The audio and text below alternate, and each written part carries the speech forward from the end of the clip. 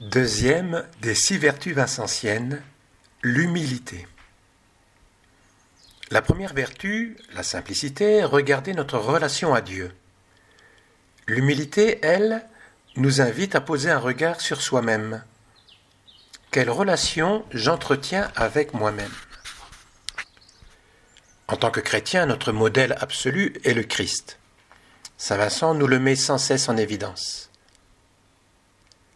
Jésus dit de lui-même en Matthieu 11, 28-30 « Venez à moi, vous tous qui peinez sous le poids du fardeau, et moi, je vous procurerai le repos.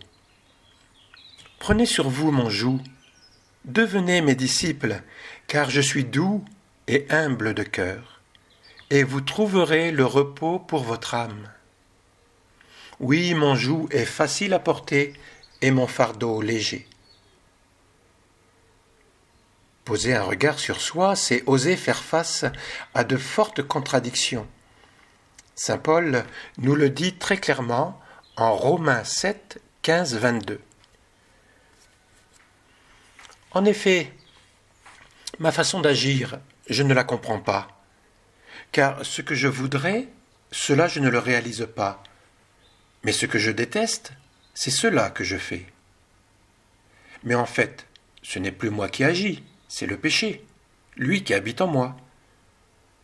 Je sais que le bien n'habite pas en moi, c'est-à-dire dans l'être de chair que je suis. En effet, ce qui est à ma portée, c'est de vouloir le bien, mais pas de l'accomplir.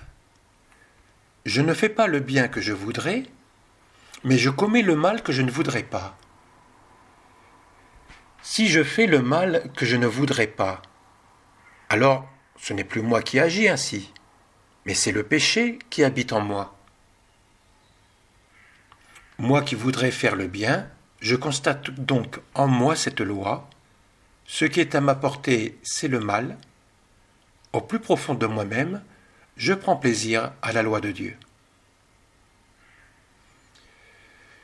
Il y a beaucoup à méditer sur ce passage rempli de vérité sur notre identité et nos capacités au compromis avec le mal. Saint Vincent a des propos parfois difficiles à entendre à notre époque, jusqu'à désirer être humilié. En retirant l'aspect excessif de ses propos, nous pouvons garder l'essentiel pour avancer sur notre chemin de sainteté.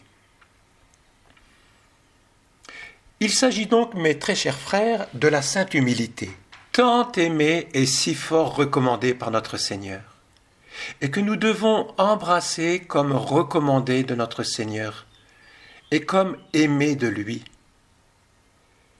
Elle nous est recommandée par lui-même. « Apprenez de moi, dit-il, que je suis humble. »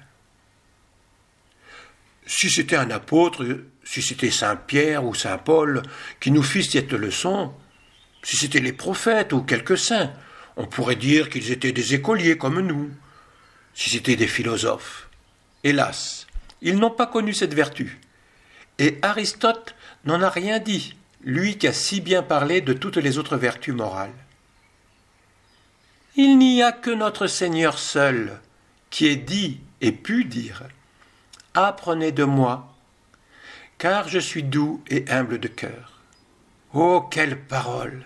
Apprenez de moi, non d'un autre, non d'un homme, mais d'un Dieu. Apprenez de moi, qu'avez-vous agréable, Seigneur, que nous apprenions? Que je suis humble. Ô Sauveur, quel mot! Que vous êtes humble. Oui, je le suis, non par l'extérieur seulement, par ostentation ou par vanterie, mais humble de cœur. Non d'une humiliation légère ou passagère, mais d'un cœur véritablement humilié devant mon Père éternel.